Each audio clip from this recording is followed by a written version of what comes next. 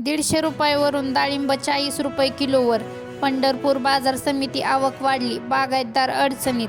बाजार समितीमध्ये मागील काही दिवसांपासून डाळिंबाची आवक वाढली आहे. त्यामुळे मागील महिन्यात तब्बल 150 रुपयांपेक्षा जास्त दर असलेले डाळिंबाचे दर सध्या अवघ्या 40 ते 120 रुपयांवर आले आहेत. त्यामुळे ऐन उन्हाळ्यात पोटच्या मुलाप्रमाणे सांभाळलेले डाळिंब कवडीमोल दराने विकण्याची वेळ शेतकऱ्यांवर आली आहे. दिल्ली परिसरात झालेल्या पावसाचा परिणामही डाळिंबाच्या दरावर झाला असल्याचे व्यापाऱ्यांनी शेतकऱ्यांकडून सांगण्यात आले.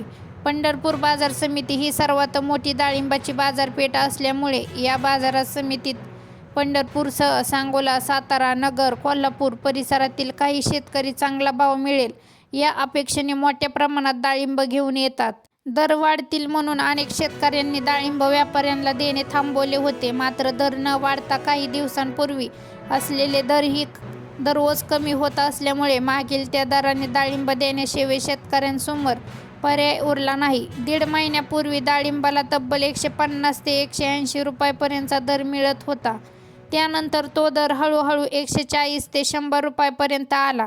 त्यामुळे दर आणखी वाढेल या अपेक्षेने अनेक शेतकऱ्यांनी डाळिंब काढणे थांबवले होते.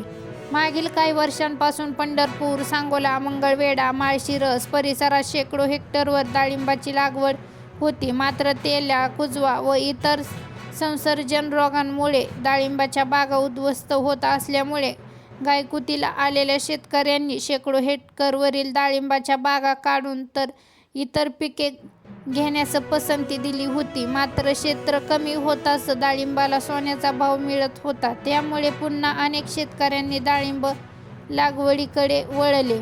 सध्या 40, 60, 80 रुपयांपर्यंत दर मिळत असल्याने प्रचंड नुकसान होत आहे. स्थानिक व्यापारी कमी दराने घेऊन शेतकऱ्यांची लूट करीत आहेत. एकीकडे डाळिंब पिकासाठी शेतकरी वर्षभर मेहनत घेतो, बागाची काळजी घेतो, औषध फवारणी, वाढता खर्च सहन करतो आणि चांगला भाव मिळेल या आशेवर उत्पादन बाजारात आणतो. पण 150 ते 180 रुपयांवरून थेट 40 ते 120 रुपयांपर्यंत दर घसरल्याची स्थिती शेतकऱ्यांसाठी नक्कीच चिंतेची आहे. आता प्रशासन आणि बाजार व्यवस्थेत या परिस्थितीकडे गांभीर्याने पाहून डाळिंब उत्पादनाला योग्य बाजारपेठ, पारदर्शक दर आणि आवश्यक ते मार्गदर्शन मिळवून देणे गरजेचे आहे. कारण शेतकऱ्याच्या हातात उत्पादन असेल पण त्याच्या मालाचा भाव ठरवण्याची ताकद मात्र बाजाराकडे असते. तुम्हाला ही बातमी महत्त्वाची वाटत असेल तर व्हिडिओला लाईक करा, आपल्या शेतकरी बांधवांपर्यंत ही माहिती नक्की शेअर करा आणि अशा ताज्या आणि महाराष्ट्र बातम्यांसाठी युगवेद न्यूज चॅनलला नक्की सबस्क्राईब करा. धन्यवाद.